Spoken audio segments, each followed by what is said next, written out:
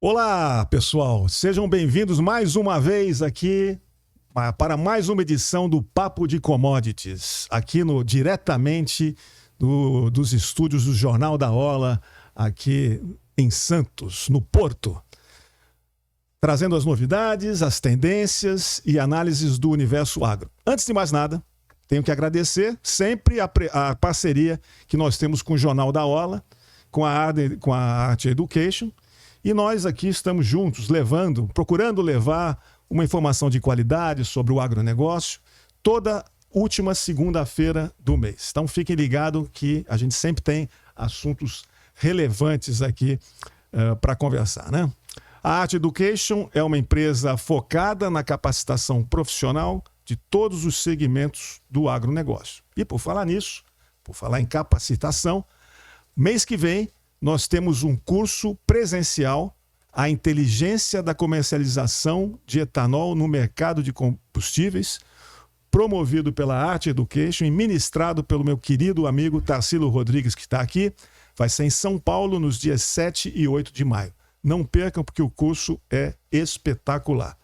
O Tarsilo, não é porque ele está aqui agora, mas é uma das referências no Brasil quando o assunto é combustível. Ok? Tem mais informações aqui embaixo, se meu amigo Dieguinho colocar aqui para o pessoal dar uma olhadinha. Ok, Diego? Bom, hoje o nosso bate-papo é um convidado muito especial, querido da gente, Paulo Trucco, profissional com ampla experiência internacional em negócios.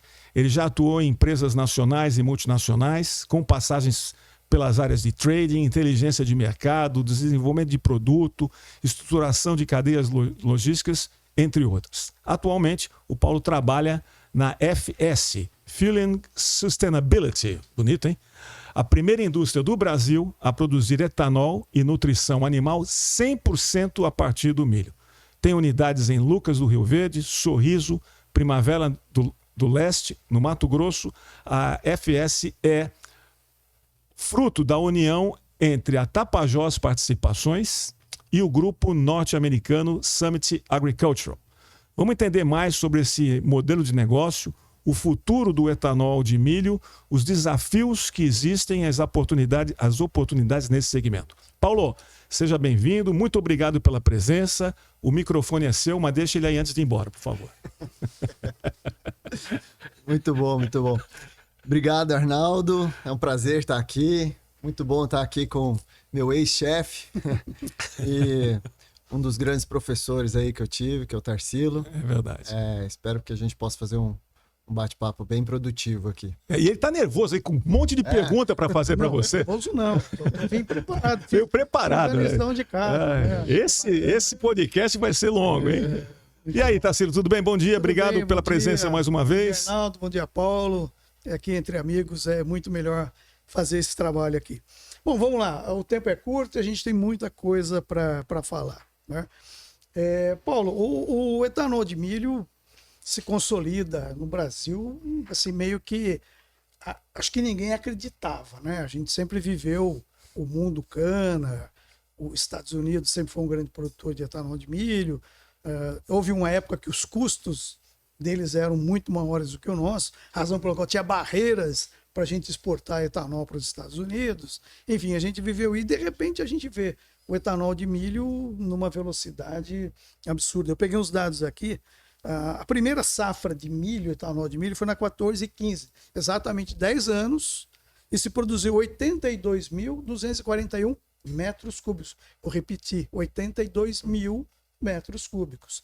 Passados 10 anos, a gente vai estamos encerrando hoje, por sinal, a safra 24-25, com 8.200.000 metros cúbicos. Inacreditável. É algo assim realmente inacreditável.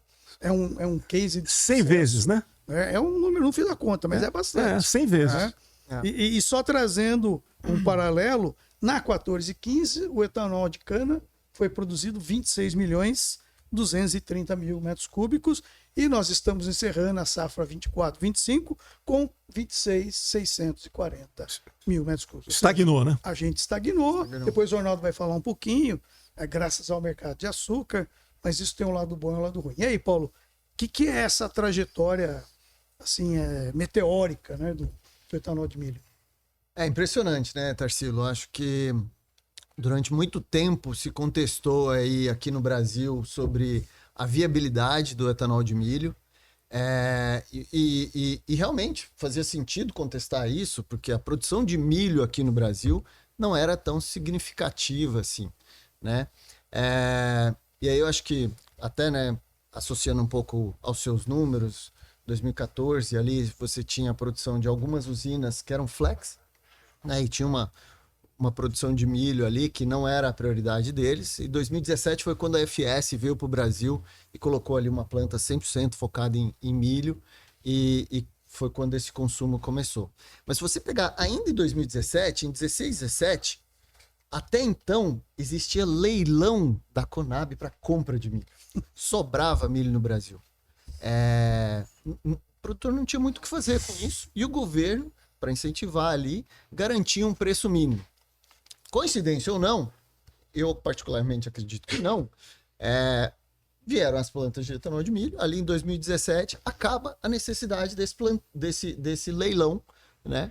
E o milho começa a ter o seu preço de mercado e começa a ser valorizado ali, valorizado. E as plantas começam a surgir, né? Primeiro veio a FS 2017, depois vieram outras a partir de 18 aí e foram crescendo. A gente também duplicou. Se você pegar nesses últimos 7 anos, ou a gente estava construindo planta ou duplicando a nossa capacidade das plantas atuais. Então, isso foi um crescimento realmente muito rápido. E essas plantas, elas têm uma capacidade primeiro, de instalação e de montagem rápida. Nós construímos as plantas em um período vamos falar em médio de 16 meses. Pode ser um pouco mais, um pouco menos, dependendo do período da chuva, mas em 16 meses você coloca uma planta de pé que pode consumir... Uma planta gigante, né? Pode consumir o equivalente a uma usina de cana de 3 milhões de toneladas, que moe 3 milhões de toneladas, vamos falar em equivalente de produção de etanol de milho. Então, esse boom foi rápido por conta de uma tecnologia que já existia nos Estados Unidos, né? Já tem aí 10 anos, pelo menos, aí de existência, mais até, mas de consolidação dessa tecnologia lá. Você traz essa tecnologia para cá, coloca ela em escala, em uma região que tinha um potencial de crescimento muito forte para suprimento, né, de matéria-prima, que é o milho e biomassa, que também acho que é um ponto importante aqui para a gente tratar, e numa região que tinha um potencial de crescimento do milho de segunda safra, do famoso milho de segunda safra, que lá atrás era chamado de safrinha, hoje é safrona.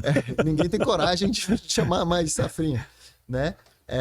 Produz quase que 10 vezes mais do que na safra mesmo, o milho de segunda safra. Então, acho que isso permitiu muito esse crescimento aí, esse boom em 10 anos. Que coisa. Agora, Tarsilo, dentro daquele número que você falou, precisava lembrar o seguinte, que nessa ocasião que o Brasil produzia 26 milhões lá atrás, nós produzíamos menos que os Estados Unidos, ou mais que os Estados Unidos. Sim, sim. Quando nós tivemos aqui o Ethanol Summit com o Bosch, com o Lula 1 e não sei mais o que, o Brasil produzia muito mais etanol do que os Estados Unidos. E hoje os Estados Unidos produzem mais. Né? Nesse período a gente chegou a fazer 31.600 mil metros cúbicos só de etanol de cana. Né? E o potencial das destilarias instalado é acima de 35, 36 milhões, que a gente está fazendo 26. Quer dizer, tem 10 milhões que eu também consigo evoluir sem investimento. Né? Eu digo investimento em indústria. Isso é interessante, porque todos nós aqui nessa mesa acreditam no etanol como um combustível extremamente viável, né, nesse ponto. Agora me diga uma coisa.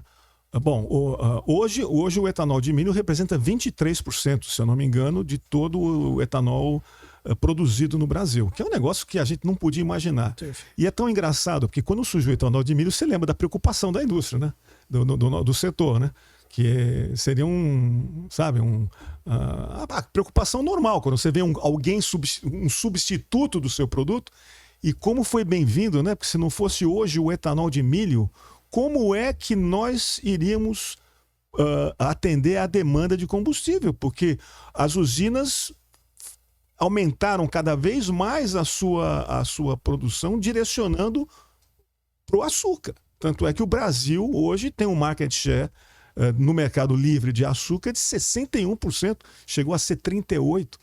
Quer dizer, se não fosse o etanol de milho, nós não teríamos essa possibilidade. Né? Não, e coincide, né, com um ciclo poucas vezes visto. Nós estamos no 5º ano de bons preços de bons preços, de boa remuneração. Ninguém fala mais de endividamento das usinas. Então isso mudou, e aí realmente o etanol de milho vem para complementar. E Paulo, a gente está olhando essa oferta crescendo e a demanda, o questionamento. Porque a gente entende, né, o etanol tem suas limitações tributárias, vamos dizer assim. O etanol é competitivo onde tem não digo uma renúncia fiscal, mas uma equivalência fiscal favorável, como o Estado de São Paulo, que tributa equivalente a 12,25, hoje não é mais alíquota, é a de valorem, né? É a de REN. Mas assim, a gente vê uma restrição do mercado crescer. O mercado é grande onde ele é competitivo. Como é que vocês enxergam isso daqui para frente? Só fazendo um gancho aí com o que o Arnaldo comentou, né, da oferta ali e aquele receio do etanol de milho, né? Se você pegar ali em 2018, teve numa virada de safra, teve a demanda estava forte pelo etanol na virada da safra e você tinha uma expectativa de atraso de safra da cana, né? Tava faltando etanol. Eu tinha acabado, né? Tava com a primeira planta ali e a gente recebeu um chamado de um alto executivo de uma grande distribuidora, chamou e falou, cara, eu tô sem aqui suprimento de alguns dos fornecedores, vocês vieram aqui, falaram que vocês produzem o ano inteiro e tudo mais, vocês têm que me abastecer agora, eu preciso de produto agora, né? Senão eu vou ter que ir na ANP, não sei o quê, né? Fizeram talvez um certo terror, mas para mim ficou muito claro naquele momento que, muito justo, né? Pelas oportunidades da cana, migrou um pouco para o açúcar, enfim, de que precisava realmente ter um complemento naquilo ali, né? E ele, depois disso, você pegar nos anos seguintes, você tem uma produção que, não sei se todo mundo que está ouvindo aqui, a gente entende muito bem do modelo do etanol de milho, né? Ele é um modelo que se produz o ano todo. Então, sim, o etanol de milho tem uma produção linear, né? 12 meses no ano, você tem uma parada para manutenção que ela é pequena, você falar aí 5, 10 dias, uma semana média, acho que é o normal aí, deve ser o normal do setor. Mas fora isso, é o ano todo. E é diferente, né, da cana que tem sua sazonalidade. Por que isso? Porque o milho você pode armazenar. Então o milho ele tem uma safra curta, você colhe ele aí em 3 meses, o milho de segunda safra, você pode armazenar ele pelo ano todo. Então você corre para colher e estoca isso e produz o etanol ao longo de todo o ano. E ele entra no mercado como etanol. Depois que ele sai da nossa usina, ele é etanol. No carro, no posto, ninguém sabe se é a diferença de milho ou de cana, né? Então, acho que aí começa um pouco a nossa visão aqui, né, como FS, de como a gente tem que olhar para esse mercado, né? Eu tenho que olhar como, olha, eu sou mais um fornecedor de etanol e eu tenho que abastecer o mercado, que é um mercado super estratégico para o país como um todo, né, que é abastecimento, combustível, e eu tenho que olhar isso como um todo. Ele é mais um dentro do... Hoje é etanol de milho, tem a cana, amanhã podem vir outros grãos que já devem estar sendo desenvolvidos aí, ou outras fontes. Paulo, uma pergunta de curioso. Uma tonelada de cana eu faço aproximadamente 85 litros de etanol. Uma tonelada de milho eu faço quantos litros? Hoje, com as tecnologias que tem aqui no Brasil, em torno de 440 litros. Cara... porque na verdade a cana, a sobra é o bagaço, né? E o milho, você tem o... Qual é o residual? É o DDG. É o DDG que é... Explica para o nosso pessoal o que é o DDG. O DDG é um farelo do milho, né? Da cana, do milho, você extrai a fibra e o amido, né? O amido é o que vai para fermentação e que esse, na verdade, ele nem serve para nutrição animal. tá? Não é um grande nutriente quando você dá o milho para o animal diretamente. Você extrai, e essa é uma das belezas dessa indústria, né? Você separa realmente aquilo que é nutriente, que tem proteína, que tem fibra, você separa, vira um farelo de milho e que você direciona isso para o animal. Então, você está dando uma dieta mais direcionada, Mais alimento rica. mais direcionado, mais rico para o animal, tá? Então, nas plantas de etanol de milho se produz etanol, farelo de milho, que são os DDGs, óleo e aquelas que conseguem cogerar energia também. Não, só voltando E aí, na questão da desculpa. demanda. Voltando eu pra atravessei, demanda, né? Pra sempre. Pô, eu já tenho Não, A informação e eu foi também, eu fui para um lado para depois ir para o outro, bom. né? Mas falando da demanda, Tarsilo, e aí de novo, né? Voltando, como o etanol de milho surgiu ali no Mato Grosso é um estado que tem um consumo relativamente baixo de combustíveis e está relativamente longe de todos os centros de consumidores. Então, o desafio inicial foi como é que a gente chega lá. E quando você chega, você está distante de um centro consumidor, você acaba ficando distante de todos os centros, né? Então você se desafia a acessar todos esses mercados, porque direcionar a bala, né? Você está longe de todos. Eu estou longe de tudo, vai me custar caro para levar para qualquer lugar. Então a gente começou, né, ali a acessar mercados que são mais carentes de oferta, como o norte, né? Depois a gente foi para outros, levando sim para o Centro-Sul. São Paulo é um grande mercado consumidor, Nordeste, o Sul. E eu acho que essa é uma das belezas, né? Que é a pulverização dessa oferta. Então, quando o etanol de milho entra, e entra em grande escala, ele entra para competir com a gasolina. Ele está competindo espaço, né, que a gente chama o hydroshare, o espaço do hidratado, em mercados que a gasolina é predominante. Então, esse foi uma das belezas aí dessa característica de ser uma produção mais afastada e distante aí dos principais polos consumidores. Interessante, Paulo. Muito, muito bom. E falando nisso, eu estou com alguns números aqui para mostrar vamos dizer assim, esse movimento que ele é extremamente positivo, porque ele traz demanda onde não tinha. Onde você realmente você tirou a gasolina, né?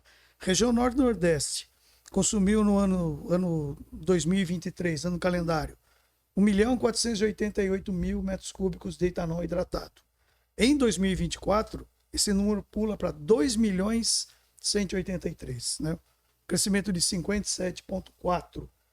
Impulsionado por quê? Pela oferta. Exatamente, o produto chegou e chegou de forma competitiva na região, porque a nossa produção regional, né, da região Norte e Nordeste, ela é estagnada por razões que todo mundo conhece. Quer dizer, você teve esse crescimento.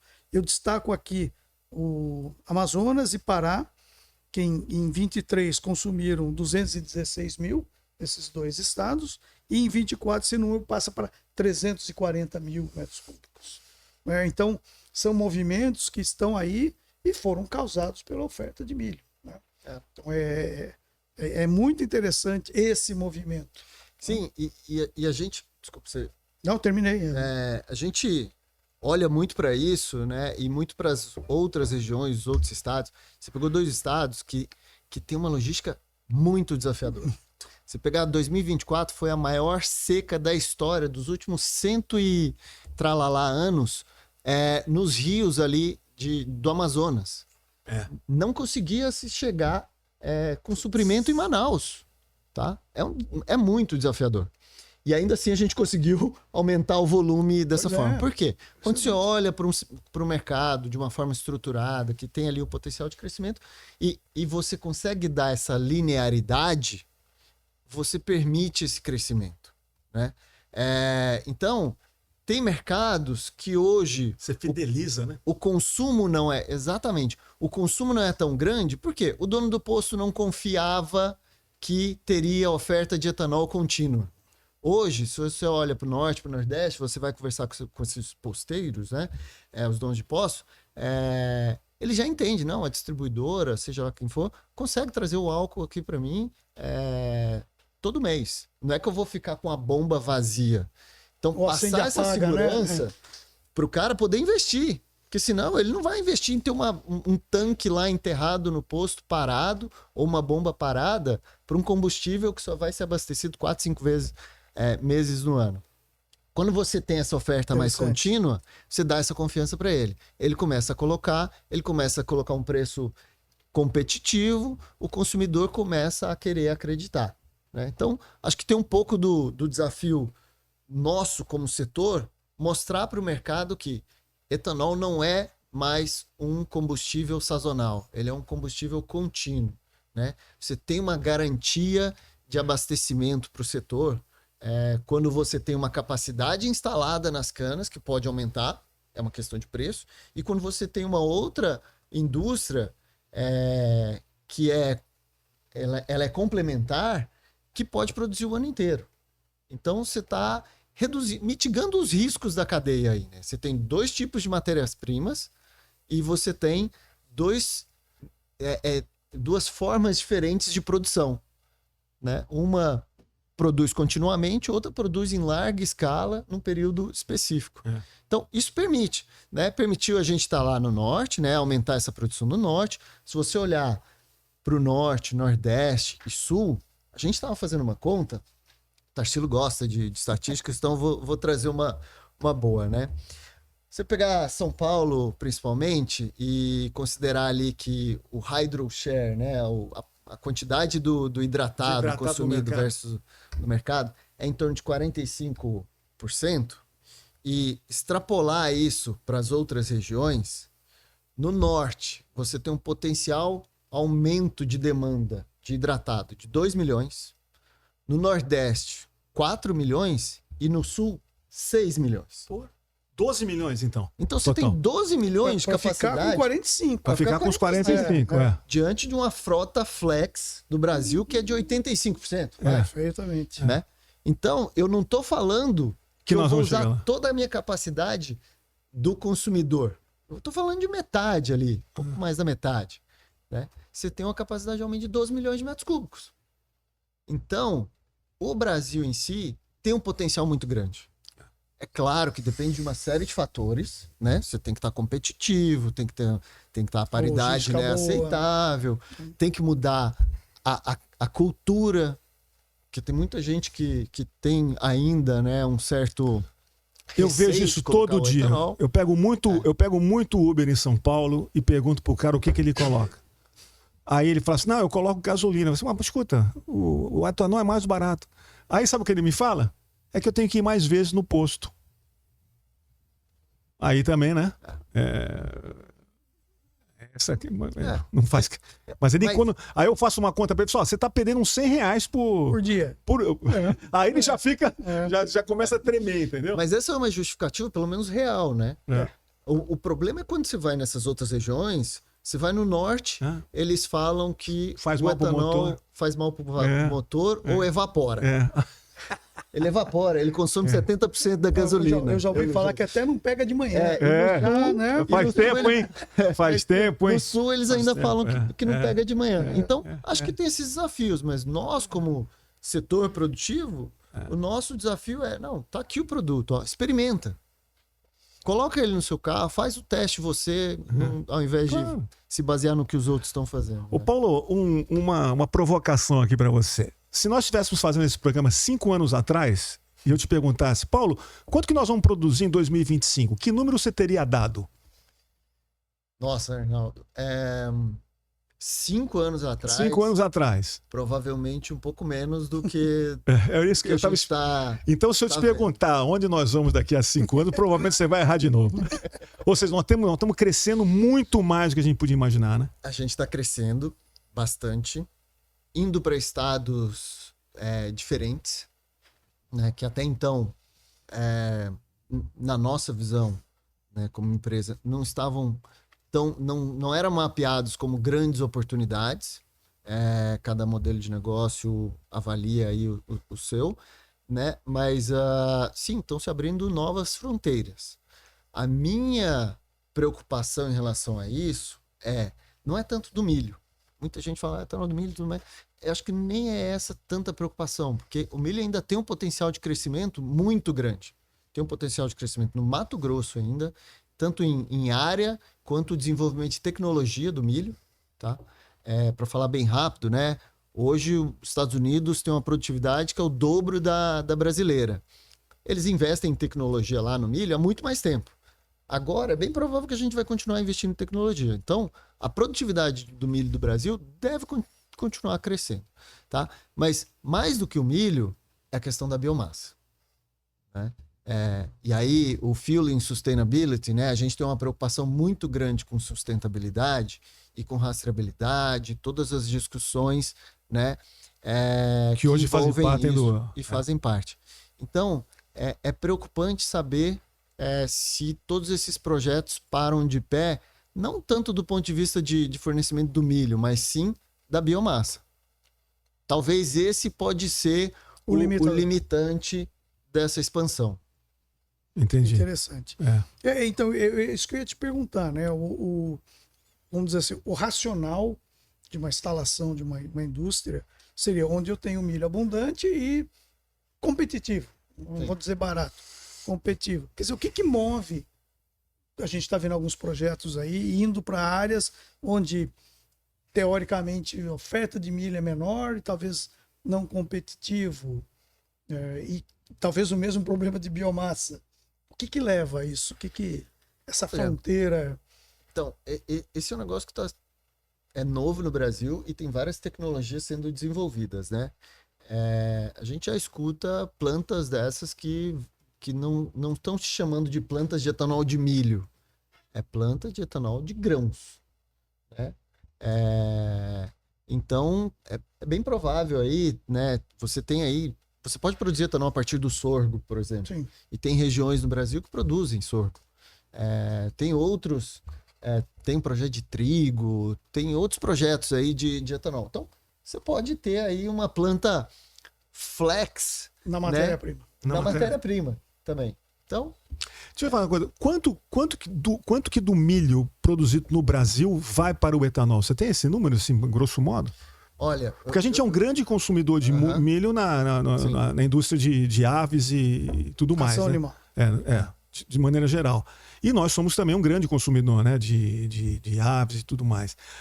E a minha preocupação aqui como um cara que está em commodities há muito tempo é o seguinte: você lembra, quer dizer, acho que você lembra, né, do caso da vaca louca em 2003, né, que explodiu o preço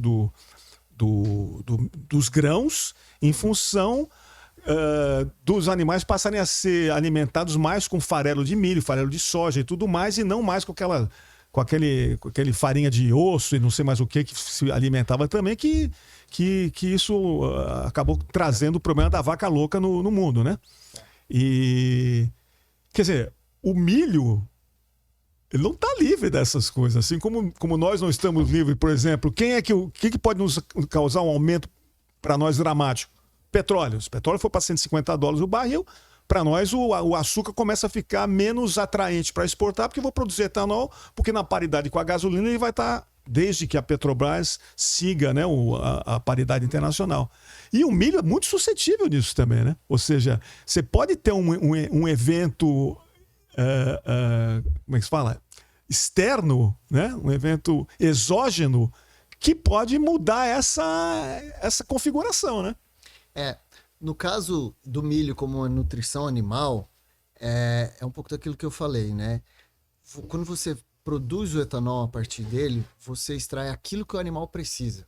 Então, na verdade, e o movimento que vem acontecendo você alimenta o rebanho bovino do Brasil, ele sempre foi criado em pasto. Independentemente do etanol ou não. Intensivo. Entendi. Você traz ele para confinamento. Você controla a alimentação dele, você controla problemas eventuais, não sei se vaca louca especificamente, mas problemas sanitários, você consegue ter um controle melhor ali, porque está um ambiente que está controlado, né? Você dá a dieta que ele precisa, tá? E você libera a área de pastagem para ser área produtiva. Então, o milho para te dar uma ideia, hoje a expectativa dessa próxima safra deve ser em torno de 127 milhões de toneladas. 10 milhões a mais do que a gente teve na última safra. Claro, isso ainda é expectativa, vai ser plantado e tudo mais. Desses 127 milhões, deve ter 20 milhões aí que estão sendo direcionados para etanol de milho. Tá? 20 milhões. No total. Então, tem ainda espaço. tem muito espaço. Tem que acontecer muita Dos catástrofe. 127, em torno de 110 é o milho de segunda safra. Caramba! Que era o safrinha. Caramba, que coisa louco. inacreditável. Então, eu cresci falando de safrinha, Então, que era safrinha. Nós temos que crescer a safra agora. Tá. Então, e tem um potencial de crescimento ainda muito grande pro milho, tá? Se você pegar só no Mato Grosso, você tem ainda 1/3 da área de soja, você não tem o plantio de milho de segunda safra, tá? Então você ainda tem um potencial crescimento. Estou falando do Mato Grosso, que é um estado gigantesco. A produção de milho no Mato Grosso é em torno de 50 milhões de toneladas, tá? Se aumentar 1/3 da sua produção atual, é relevante. Você consegue. Então, falando só do ponto de vista de milho, tem espaço para, em 5 ou 10 anos, essa produção de etanol dobrar. Muito interessante, Paulo. Você Olha, daqui a 5 anos nós vamos fazer um outro podcast. Eu de bengala, naturalmente. Então, agora, antes de fazer uma pergunta da questão logística, uma curiosidade. Você falou que o milho, dentro desse processo, que se separa e vai exatamente o que precisa de nutrição. A soja, o processo é idêntico ou não?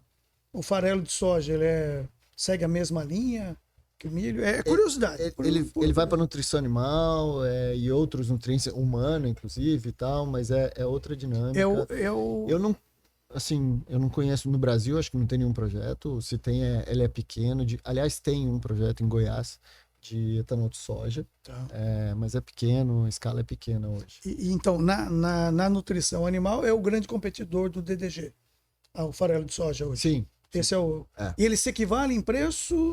É que quantidade na nutrição de proteína animal dentro? é proteína. É a quantidade de proteína que direciona. Tá certo. Muito bom. Vamos lá, senão a gente tem que fazer outro podcast só disso aí. Paulo. Para de interromper também, né? Não, é curiosidade.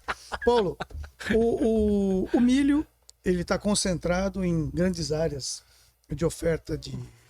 O etanol de milho, as indústrias concentradas em grandes áreas de oferta de milho, pelas razões naturais, né, de ter essa oferta, um custo competitivo, e o centro consumidor, ele tá longe, né?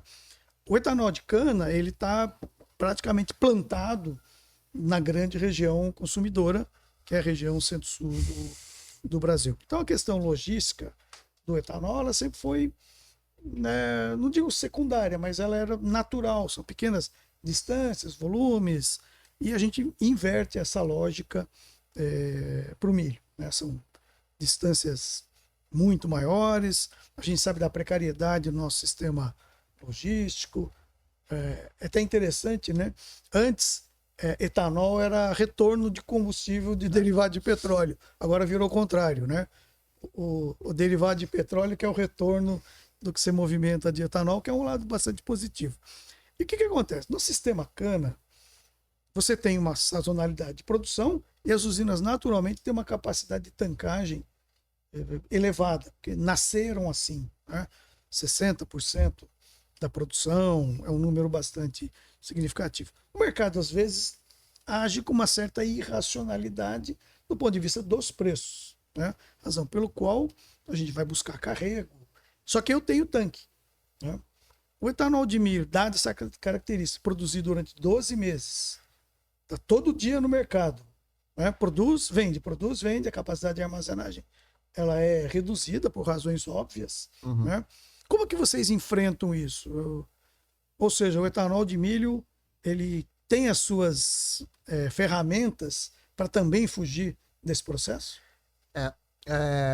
A tancagem, né, em usinas até 2018 era uma regulamentação da ANP que deveria corresponder a pelo menos 1/3 da produção total das plantas, né? Então, nossa primeira planta teve uma tancagem muito grande em função do volume autorizado para produção da primeira fase, que a gente chama, né? Porque depois a gente duplicou ela. Depois disso, acho que a ANP começou a entender da questão dessa necessidade ou não e liberou isso, tá? Então reduziu consideravelmente a obrigação aí de tancagem. A norma, ajustou a norma. Ainda existe uma obrigação de tancagem, não me lembro aqui quanto mas é bem menor. E aí, como a maioria das plantas que existem atualmente vieram depois dessa mudança da regulamentação, então as plantas de etanol de milho têm uma tancagem menor, sim. Até porque a armazenagem é caro, né? Então, o capex e tudo mais. O que boa parte dessas usinas entendem eu estou longe do mercado consumidor e eu vou ter que chegar nesse mercado consumidor. Se eu vendo, né, e o mercado é muito dinâmico, o comprador, ele não quer comprar um produto e falar, tudo bem, eu te entrego na semana que vem, né, pagando o preço de hoje, que ele vai falar, não, mas semana que vem já vai ser outro preço, vai ser outra dinâmica, eu preciso do produto agora, você não consegue me entregar agora, eu vou comprar do vizinho que está aqui do lado, que eu vou lá com o caminhão, faço um tiro curto, né, e pego esse produto. Então, percebendo isso, essas plantas que estão mais distantes começaram a formar estoques avançados, né, ou seja, encontrar terminais e lugares que eles podem armazenar o produto mais perto do mercado consumidor. Então, essas plantas não têm estoque na sua indústria ali local, mas elas têm armazenagem espalhada aí perto do mercado consumidor, sem contar no estoque em trânsito, né? Então, você falar que você demora uma semana para chegar em qualquer lugar, você tem uma semana de estoque que está movimentando aí. Tá? Com isso você ganha uma certa flexibilidade de ajustar a oferta. Isso te tira um pouco aquela obrigação de eu tenho que estar todo dia no mercado vendendo sempre um voluminho regular e tudo mais. Não, se eu quiser ficar um período fora ou se eu quiser avançar um pouco mais, dá para ser feito esse jogo também. Isso é tá? interessante, isso é interessante. Muito bom. Deixa eu fazer uma pergunta técnica aqui. Uma usina flex, por exemplo, a tancagem ela pode ser mista, não tem nenhum problema, né? Nenhuma Não. razão. Etanol é etanol. Né? Etanol é etanol. Ele tem duas fábricas dentro de um mesmo site. Sim. Vamos dizer assim. Tá. Paulo, eu queria fazer uma pergunta que aí eu vou provocar o Arnaldo aí, que é o grande especialista no assunto. Nós temos na cana, eu falo nós porque eu nasci na cana e continuo na cana, tá? Não tenho... Um dia você vai entrar em cana também. Jogar essa bola para mim, pô, Mas, você enfim, me conhece. O que acontece, né? Nós temos um modelo com secana que, de um certo modo, ele é um hedge, né? Onde as flutuações de preço do produto final, tanto açúcar como etanol, se refletem no custo da matéria-prima e você tem um hedge desse produto. Né? Temos uma oportunidade de hedge no mercado de açúcar, é um mercado com uma grande consistência, Liquidez, né?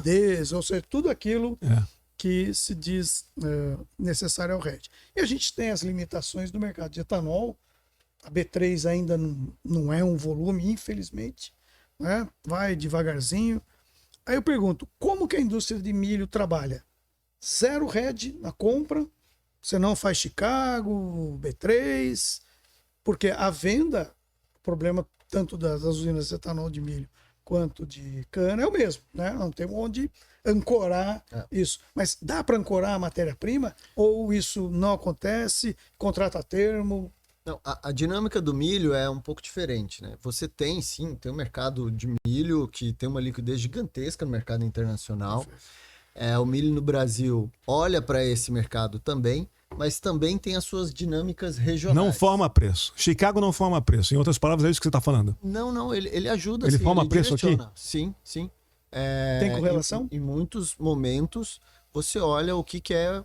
Porque o produtor, ele vai arbitrar ali também, né? O que faz mais sentido? Eu vender isso aqui para exportar ou vender isso aqui para o meu vizinho?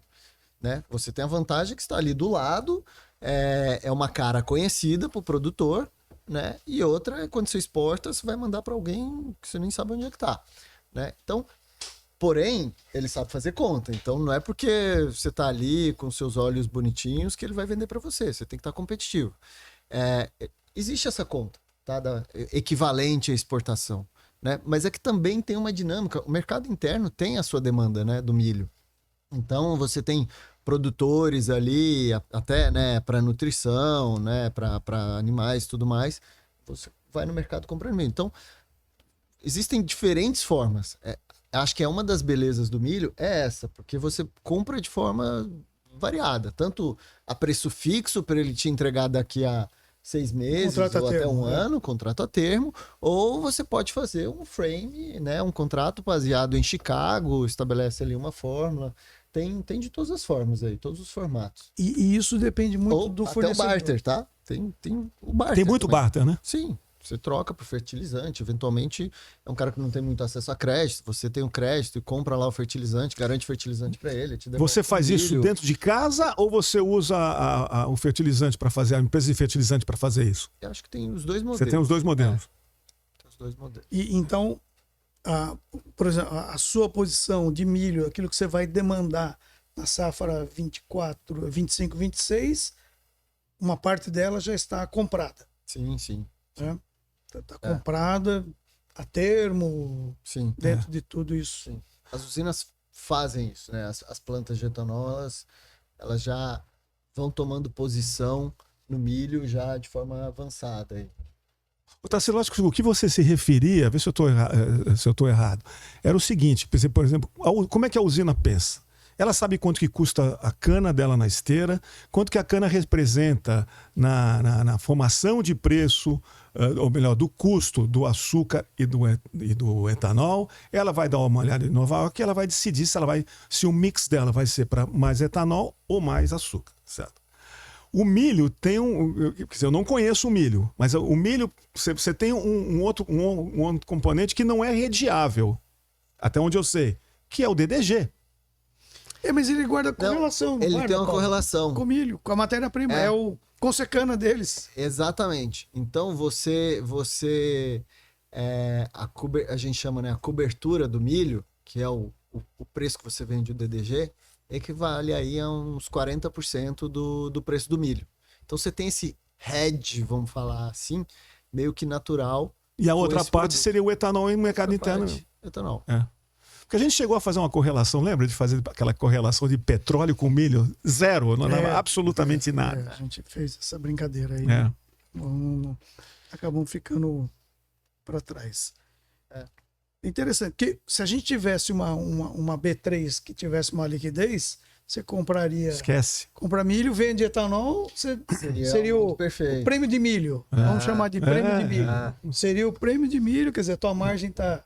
É um pouco do que tem nos Estados Unidos, né? Nós precisaríamos ter uma concorrência, uma bolsa aqui que realmente aproveitasse o tamanho do Brasil como grande exportador de commodity. A B3 não tem essa vocação.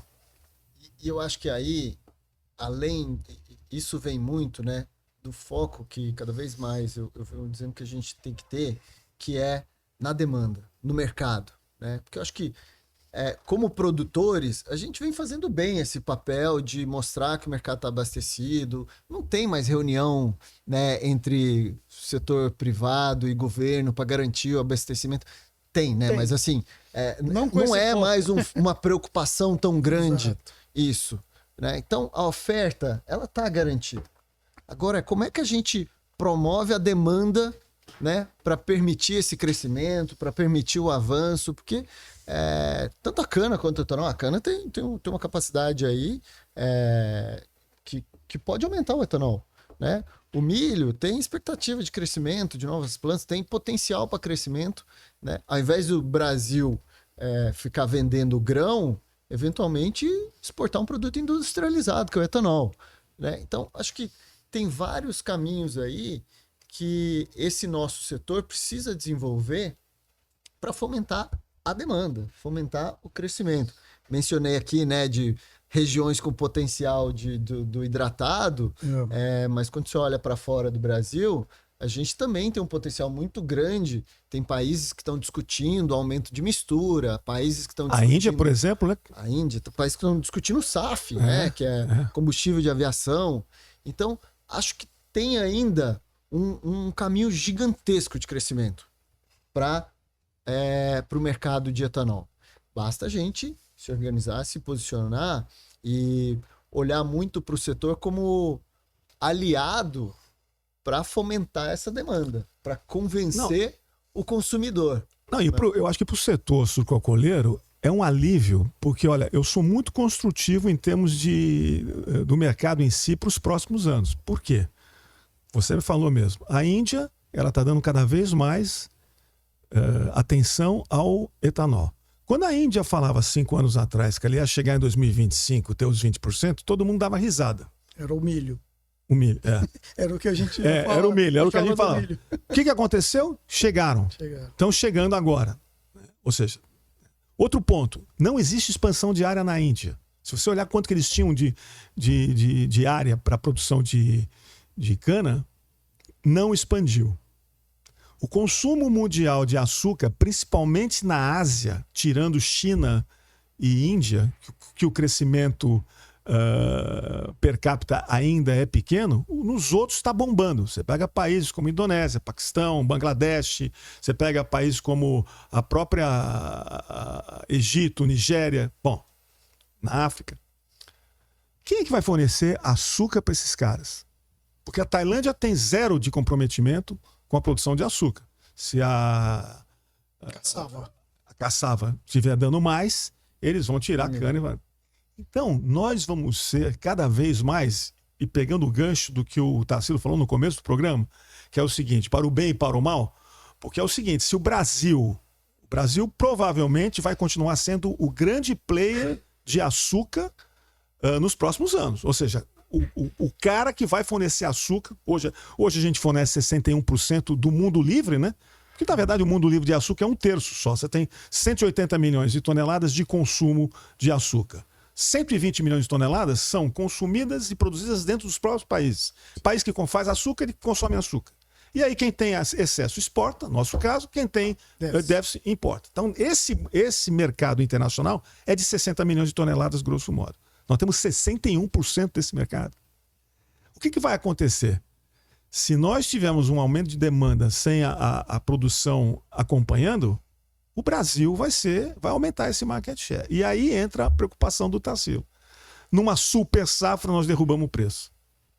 Agora, no resfriado, o mundo pega pneumonia dupla. E os preços explodem. Então, aí que entra, eu acho que o setor do etanol, que vai ser muito importante, o etanol de milho, que vai ser muito importante. Para poder dar fôlego para as usinas maximizar.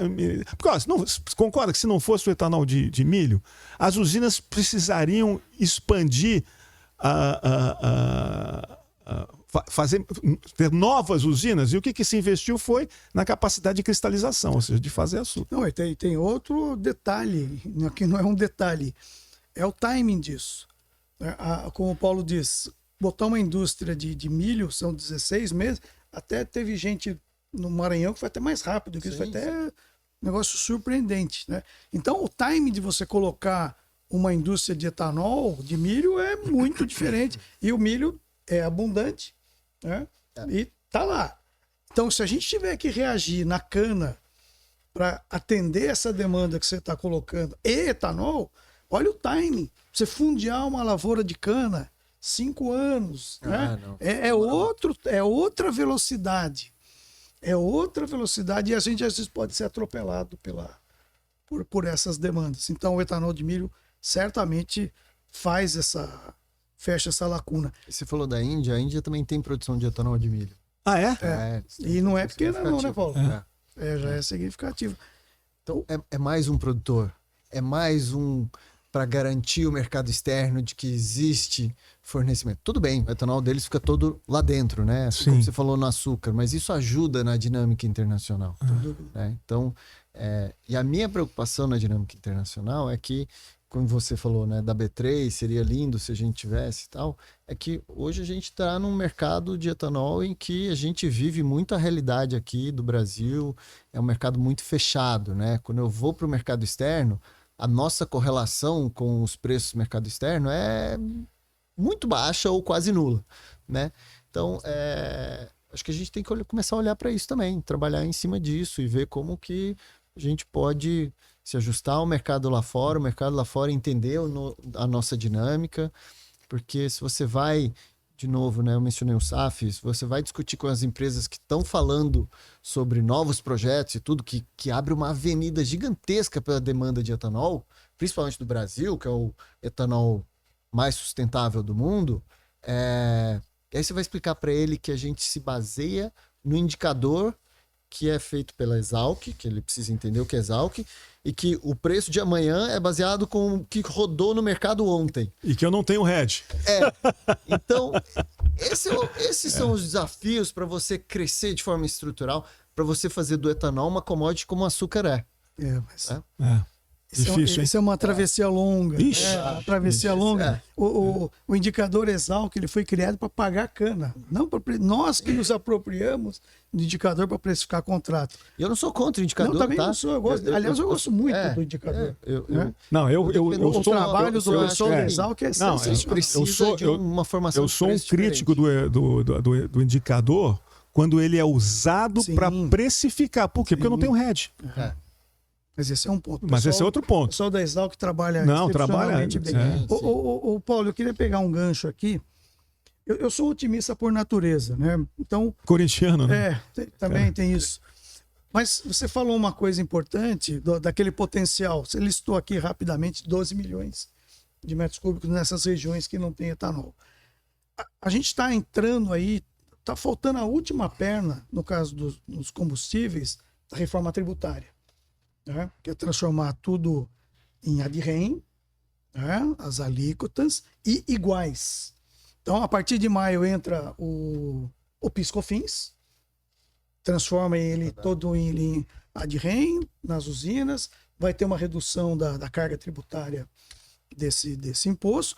Então, a gente já tem o ICM da gasolina ad-rem, o PIS/COFINS da gasolina já...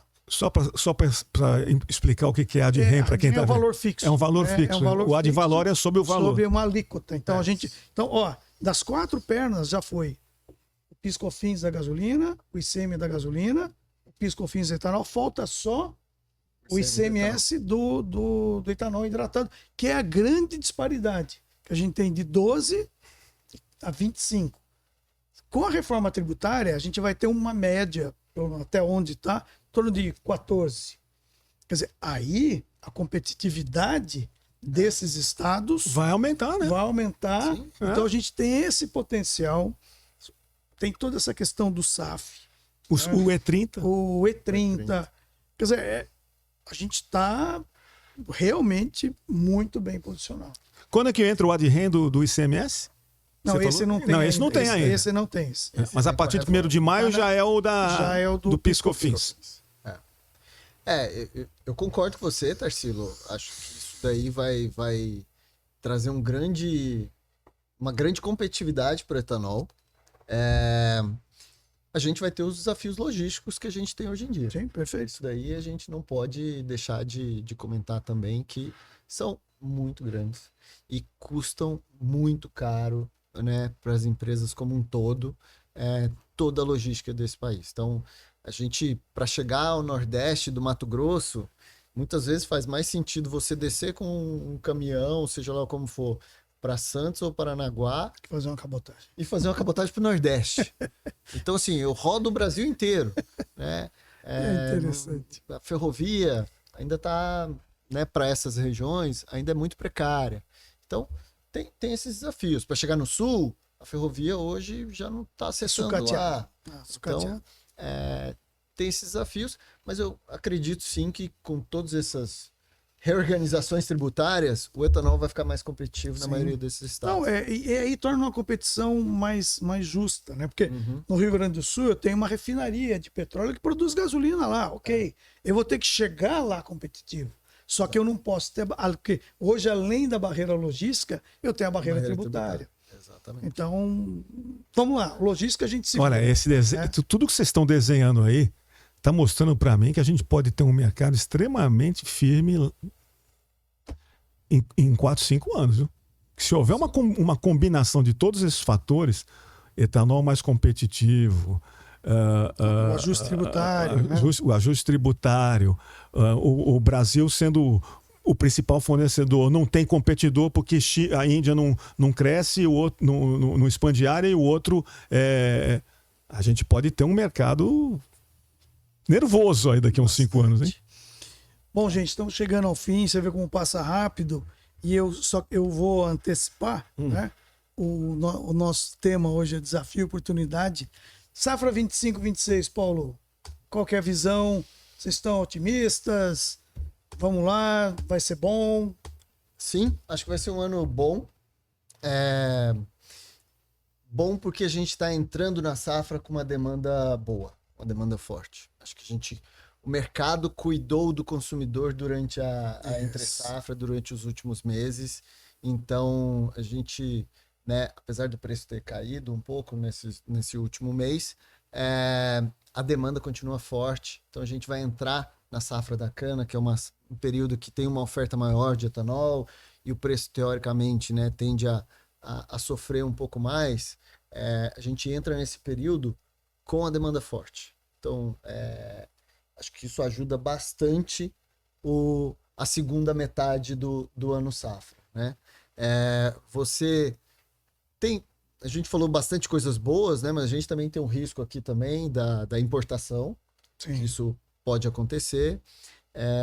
Então, acho que esse é um ponto que a gente não pode se omitir, negligenciar. Mas, sim, tem uma perspectiva de aumento da mistura. A gente vai ter um aumento da produção de etanol de milho. A expectativa é aqui em torno de 2 milhões de metros cúbicos de aumento. E aí, nos nossos números, e você pode comentar bem melhor aí com muito mais propriedade, a gente vê aí a cana em torno de 603 milhões de toneladas aí no Centro-Sul. É a nossa estimativa. Quanto que você é? 603. 603. Tá muito perto do nosso, do seu principalmente. Tá um pouquinho maior. O meu é 602,8. Certo. O meu é 597. Tá muito... Então, assim, e aí o mix, né, que é o grande desafio aí, a gente está com 50%. Então, a oferta, eu acho que vai estar relativamente equilibrada, base o consumo que a gente está esperando. Isso é uma preocupação com esses aumentos de taxa de juros e tudo mais, o que pode acontecer com a economia lá na frente, né? Mas o nosso mercado em si, especificamente da demanda de combustível, ela está sendo bem tratada, vamos falar, né? Então, acho que isso tende a ser positivo. Paulo, você falou um negócio muito importante. Nós tratamos bem a demanda. Ou seja, nós entregamos desde o início da safra em torno de 1.700, 1.800 mil constante. Isso é culpa do milho. Por quê? Antigamente os usinas falavam, não, eu vou carregar o produto para vender na entre-safra. Então diminui a oferta, fica uma demanda fraca, aí lá na frente... Eu falo, não, lá na frente tem milho. Lá na frente tem etanol. Então deixa eu vender aqui. Então a gente eu prefiro entender que isso é uma consequência da nova dinâmica do mercado. A nova dinâmica do mercado. O produtor de cana também se ajustou entendeu isso. E foi bom para todo mundo. A gente também entregou. viu isso daí, né? Mas é isso aí, Arnaldo. Gente, como sempre, né? O assunto é muito interessante e o tempo é exíguo. Paulo, muito obrigado pela tua presença. Foi legal pra caramba. E olha, já tá pitando aí. Os caras já entram na sala e tiram a gente. E obrigado pela tua presença. Obrigado pelos esclarecimentos. Obrigado por todo esse conhecimento dividido aqui com a gente. E se você quiser saber mais sobre etanol, não perca aqui o curso do meu amigo Tarsilo, que vai ser em maio. O Dieguinho vai colocar aqui embaixo aí o clique. Não percam, que é muito bom. Paulo, obrigado. Tarsilo, obrigado. E, gente, até o mês que vem aí com mais um podcast da Archer Education, parceria com o Jornal da Aula. Até mais. Até mais.